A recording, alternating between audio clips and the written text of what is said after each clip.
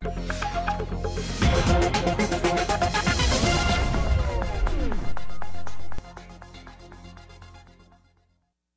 isso aí, gente. Estamos de volta, né? Bem rapidinho, nosso último intervalo comercial. E olha só, tem notícia lá no netdiario.com.br. Nós tivemos hoje uma operação acontecendo na cidade. Já entra lá no Net Diário para você ficar sabendo de tudo. Tivemos aí vários mandados de busca e apreensão sendo cumpridos aqui na cidade. É a terceira fase da operação chamada Graciosa 3. É uma operação, né, junto das autoridades de segurança do Estado, que investiga, né, os furtos de combustíveis ali na Baixada Fluminense. Inclusive, um empresário da cidade, que é dono de posto de combustível lá no interior, no terceiro distrito, foi um dos que estão sendo presos, né, para prestar esses esclarecimentos. A operação é uma operação conjunta, né, e quer identificar os responsáveis por esse furto. É o cara que entra lá e simplesmente faz um furo lá é uma coisa de maluco, né, gente? Pega o duto lá da Petrobras, lá, faz o furo e simplesmente leva o combustível e repassa. E aí o que a gente sempre fala aqui, né, gente? O cara vai lá, compra o combustível baratinho, acha que está fazendo aquele negoção, né? Aí, ó, sendo preso por receptação de mercadoria roubada, né? Que é um crime sério, né, Vanderlei? O cara acha que é esperto, sem contar o risco que essas pessoas causam à sociedade, né? Que o cara vai lá, faz um furo no duto. É uma coisa absurda, gente, mas que bom que a gente tem as nossas autoridades pensando nisso. Quem faz isso é tudo gente boa, né? Só gente boa. Interessante. A gente tem E normalmente quando o cara vai preso, a gente ouve isso. Pô, mas o cara é tão gente boa. São os caras que querem o Lula preso, que o Cunha não se solte, dizem que o Gilmar é isso, o outro ministro é aquilo, né? Verdade. Nós temos um problema no Brasil sério de corrupção, nós somos uma sociedade corrupta, né? E talvez o grande exercício cidadão, né, de um país tão novo, um país de 200 e poucos anos só, quando nós fomos descobertos em 1808, não em 1500, né? Em 1500 a 1800 o país ficou fechado, bloqueado, ou seja, um quintal de Portugal. É uma grande horta. Mas é um país muito novo e a gente foi desenvolvendo práticas de corrupção e vendo como normal, né? Você vê hoje aí, você imagina a corrupção no meio evangélico, por exemplo. Verdade. Você vê o crente que defende a palavra defendendo posições que são contra a própria religião que ele professa, né? Defendendo, às vezes, que o governador está certo sim, de dar um tiro na cabeça do camarada e o tiro erra, mata uma criança de 8 anos. Né? A gente tem que aprender muito ainda para melhorar enquanto sociedade. E tem que ter uma prática diária de combate a essa, não a corrupção dos tribunais, a corrupção dos políticos, mas a nossa corrupção do dia a dia. Né? A corrupção, quando você vê que o camarada entrou na vaga, ele parou e você entra de frente e tomou a vaga dele. Isso dependendo, isso é um início de corrupção, né? A corrupção desse empresário agora, que está aí todo enrolado, vai colocar os seus negócios em risco, vai dividir sua fortuna com os advogados, com a justiça, né? Vai dividir bastante. Vai dividir bastante, porque não se sai disso aí sem participar. Barato. Não é advogado de R$1.000 que vai resolver a vida dele, ele vai ter que contratar os grandes escritórios que têm lobbies nos tribunais. É assim que funciona a coisa, a gente sabe disso, né?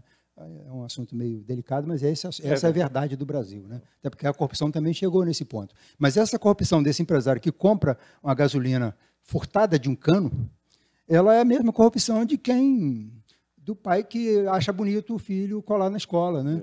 Então, esse processo de corrupção você vai só aprimorando. Então, um grande corrupto, ele primeiro começa no primário, né? No pré, na verdade. Ele vem para a creche, depois primário, depois fundamental. Você falou da questão da corrupção no judiciário, nós tivemos hoje, né? O Ciro Darlan. Gente boa, né, cara? Que é outro gente boa também. Soltou gente de Teresópolis, soltou gente de Teresópolis, soltou agora a família Garotinho toda. Ele gostava de um plantão, né? Sendo acusado da venda de sentença. E interessante, e por isso que a gente tem que tomar muito cuidado com essas pessoas que vêm como senhores da razão, como honesto demais, como muito correto. Eu lembro desse juiz, desse embargador, Sendo um exemplo nacional. sempre um exemplo né? nacional. Várias matérias no Fantástico. Eu lembro, eu fui uma vez em Friburgo, recebi o prêmio Bola de Ouro. Eu não merecia esse prêmio, não, mas o Zé Jorge é meu amigo, me chamou a Friburgo para receber o prêmio Bola de Ouro, e ele era um dos homenageados, o Romário foi homenageado, e ele é um dos homenageados em Friburgo no evento Bola de Ouro, que era um mega evento, trazia os grandes nomes do rádio, né? No Rio de Janeiro, o Zé Jorge era muito bem relacionado, né? César Rizzo, esses nomes todos do rádio, né? Tinha um prazer de participar gratuitamente, ajudando o Zé Jorge, né? E está lá aquele cara imponente, cheio de segurança, todo honesto, todo correto, todo senhor da razão, e agora está aí enrolado com essa questão de vender sentenças. Né? Isso é bom sinal. Não que ele tenha chegado a esse grau de corrupção, mas que o judiciário olha para as suas próprias mazelas, né? Ou seja, eles não são inimputáveis, eles são imputáveis sim, e isso a sociedade acha isso interessante. Para um processo de evolução, isso é bom, né? Embora não vai ser de cima para baixo que a gente vai resolver. A gente resolve de baixo para cima. De baixo para cima. A hora que com a gente aquelas parar, do dia a dia que a gente hora falou que a gente aqui. parar de colar na escola, a hora que a gente querer carro, furar a fila, parar com o calçada, doação da calçada, isso aí é um erro fatal, andar né? de moto nos corredores. Isso é corrupção, gente.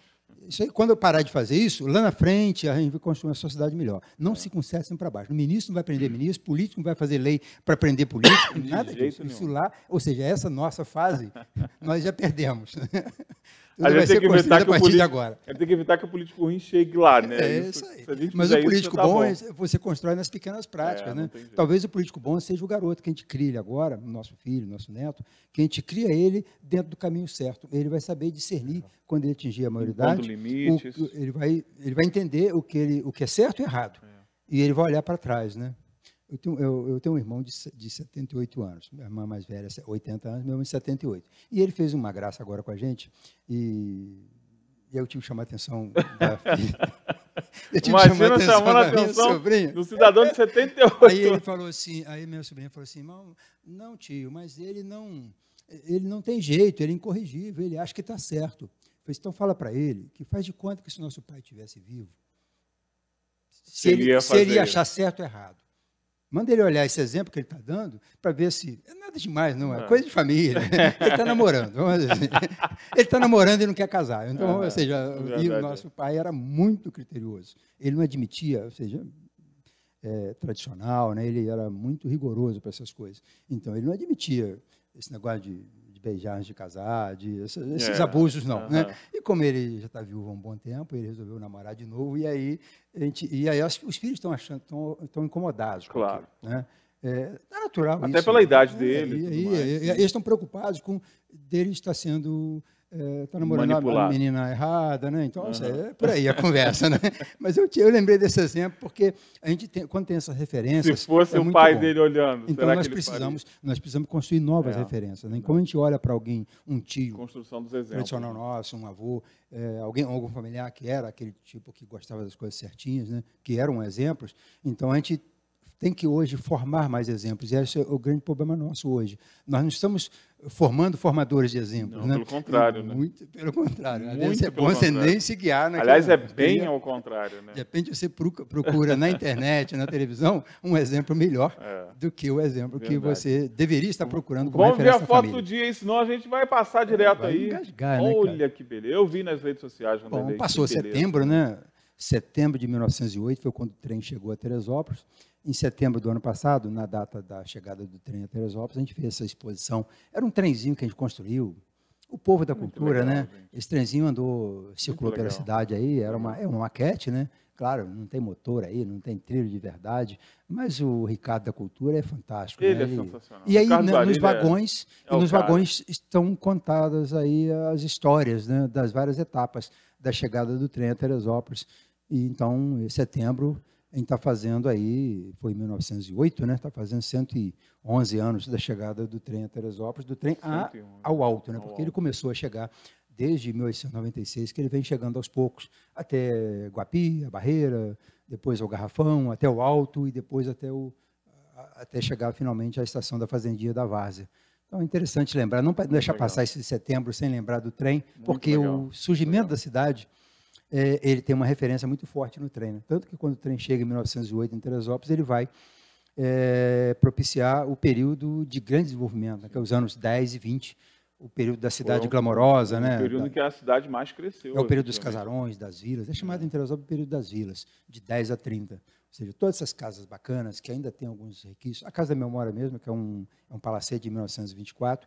A esquina do Inácio Jorge ali é de 24 também. 24. A Padaria Império é de 28. Esses prédios bonitos, esses sobrados, solares e casarões, são todos desse período de 20 até perto de 30. 30 para frente já vem a questão também da economia, a questão também nacional, né? O golpe de 30, o país anda um pouquinho para outro lado, né? E aí e vem todo esse processo, vai afetar na cidade. Mas o trem, ele promove o desenvolvimento de Teresópolis de fato, né? Sai daquela cidadezinha pequenininha, inacessível, a uma cidade que qualquer um pode ir, basta comprar o bilhete de trem. Só ter o bilhetinho e ir. E ir a Teresópolis. Então, isso aí é muito interessante lembrar disso. Você falou da questão do sobrado do solar, né?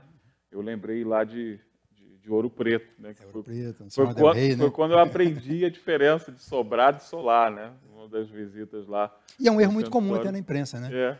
Sobrado é muito comum, né? Teve Eu achei engraçada a forma que o guia explicou lá. Ele falou o seguinte: é bem fácil de entender. Sobrado e solar é tudo a mesma coisa. É uma construção de 2 andares, né? Contínua. O que vai diferenciar para sobrado e solar? Se embaixo tiver algum tipo de comércio, alguma atuação, é porque o que sobrou em cima é lar. Então sobrou, então é sobrado. Se só tiver casa, se não tem nada embaixo aberto, se é casa de 2 andares, é só lar. Então é solar e sobrado, né? Aí nunca mais esqueci na minha vida. É porque essas casas muito rentes à calçada, que antes não tinha um recuo, né? A pessoa abria a janela e já conversava com o vizinho, conversava com o vizinho, na rua, que está passando na calçada. Então essas casas, elas têm uma característica, algumas casas dessas, de 2 pavimentos, a maioria de 2 pavimentos, elas eram moradia embaixo e em cima. Então, ali é um solar. Solar, só tinha lá. Só tem lar. Né? E quando é sobrado, é o comércio, o cara constrói uma boa casa, vai fazer um bom comércio embaixo e vai morar no lar, na parte que sobrou, né? Do sobrado. Né? Que aí então, você vai morar onde sobrou, sobrado. E o casarão é diferente. O casarão já está em centro de terreno. Daí Aí ele tem um entorno, né, que é o terreno. Tem um entorno, ele tá no centro. O casarão tem que estar no centro de um terreno. Ele tem um jardim em volta das 4 paredes dele, externa. Então, são 3 construções distintas. E esses passeios a Minas servem para ensinar isso, né? Muito. Porque Nossa, lá em São João del Rei, em Tiradentes, São João del Rei, que você vai aprender essas coisas. Muita coisa. Tiradentes, você então, vem de lá, é um Tiradentes, então, é uma escola, né? Ao ar livre, né? As ruas lá, a Rua da Cadeia, tudo. E uma dica para quem vai para esses lugares de Minas, entra na carona de uma exposição, né? Nem sempre a gente vai em grupo nem sempre a gente vai em grupo guiado. Nesse dia eu peguei carona no guia. Tem um grupinho Contratei, ali. Contratei, não. Coisa ali, finge que está junto ali. De repente dá até um agrado para ele depois, né? Depois dá um agrado para ele, dá um presente, dá uma gorjeta e tal, mas acompanha uma guiada porque tem muita informação bacana. Tem muita coisa. Visitar uma igreja de Minas, de Tiradentes, sem o guia, dando as informações, porque é muito mecânico, né? Ele tem as informações que vão entrar na sua mente, né? É muito bacana assistir. E você olha a cidade com uma forma diferente, né? Por exemplo, São João del Rei, você vai lá, né, fazendo passeio, você vai conhecendo através do guia, é outra coisa, né? O Solar das Neves lá, né, da família Neves, o Tancredo Neves, do Aécio, tudo mais. As obras, né, do Aleijadinho, que estão em várias cidades. São João também tem bastante coisa do Aleijadinho. Então, tem que conhecer, né? E às vezes essas obras estão escondidas, né? Lá em São João, por exemplo, tem aquela obra do Aleijadinho, né? Do Jesus na porta da entrada da igreja, de onde você olhar, ele está olhando para você. Então, e você só vai perceber isso se tiver se o guia te passar. Que o guia vai falar, você fica na soleira e olha para cima e entra e sai. Quando você entra, ele está feliz. Quando você sai, ele está triste. Você só vai perceber isso se você tiver alguém te falando, né? Senão você não vai perceber. E você só vai perceber isso se sonhar e conhecer o país antes de querer atravessar a fronteira e conhecer o país. Tem tanta gente que já foi nos Estados Unidos 2, 3 vezes, mas nunca foi a Tiradentes, né? Nunca foi a Conservatória. Passeio obrigatório, é fantástico, conservatório, até para tirar exemplos, ideias para a cidade como Teresópolis, que são pequenas, tem tudo a ver, tem ideias bacanas. Uma cidadezinha pequena. Capital nacional da Seresta. 4 museus.